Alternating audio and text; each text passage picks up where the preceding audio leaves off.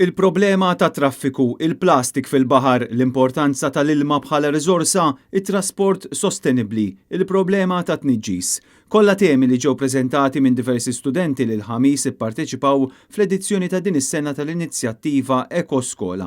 Id-diskussjoni fil-Parlament iffukat fuq temi ambjentali bl-Speaker Anġlu Farrugia jgħid illi kull individwu għandu dritt li jgħix ħajja dinjituża u li l-ambjent nadif huwa dritt fundamentali. Fil-ftuħ ta' sessjoni tal-ħamis ta' Ekoskola fil-Kamra ta' Rappreżentanti, l-Speaker qal illi għadna il-bot milli nilħqu ċertu miri ambjentali u dan qed iseħħ minħabba l-egoiżmu u l-individwaliżmu ta' ċertu persuni.